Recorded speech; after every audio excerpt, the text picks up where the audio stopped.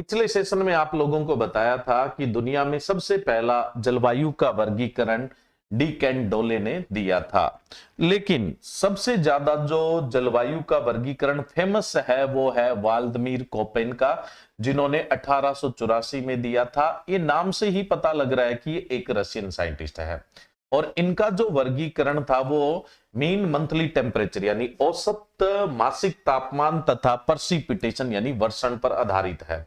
वर्षण का मतलब होता है धरती पर पानी का किसी भी रूप में आना, चाहे वो वर्षा के रूप में है, चाहे मिस्ट के रूप में, बौछार के रूप में, बर्फबारी के रूप में, ओलावृष्टि।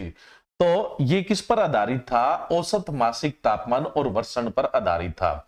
इन्होंने जलवायु को 5 भागों में बांटा, A B C D E. और इनके यहाँ ए का मतलब था ट्रॉपिकल, ट्रॉपिकल बोले तो उष्ण। उष्ण में उस क्षेत्र को रखा जहां पर साल का सबसे ठंडे महीने का तापमान भी 18 डिग्री सेल्सियस से ऊपर रहता है। बी का मतलब था ड्राई, ड्राई का मतलब होता है सूखा। और सूखे में उस क्षेत्र को रखा जहां पे इवोपरेशन यानी वाष्पीकरण जो है वो परसिपिटेशन यानी वर्षण से ज्यादा है, वर्षण की तुलना से वाष्पीकरण है वो ज्यादा है, उस क्षेत्र को इन्होंने ड्राई यानी सूखे क्षेत्र में रखा। और यहां सी का मतलब था टेम्परेट, टेम्परेट का मतलब शीतोष्ण। और शीतोष्ण जलवायु में उस क्षेत्र को रखा जिसमें साल का सबसे ठंडा महीना है उसका तापमान -3 से 18 डिग्री सेल्सियस के बीच में है।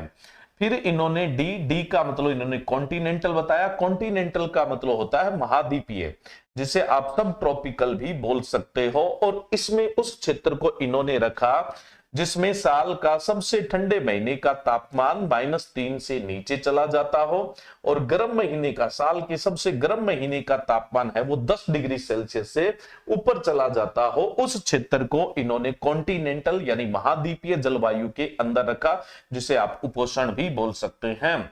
फिर था ई का मतलब इनका था पोलर, पोलर का मतलब था ध्रुवीय। और ध्रुवीय क्षेत्र में उस क्षेत्र को इन्होंने रखा जिसमें साल का सबसे गर्म महीने का तापमान भी 10 डिग्री सेल्सियस से नीचे रहता है। तो ये कोपेन का वर्गीकरण दुनिया का सबसे फेमस वर्गीकरण है और सबसे ज्यादा काम में लिया जाता है। नेक्स्ट सेशन में ट्रोल की जलवायु के वर्गीकरण की बात करेंगे।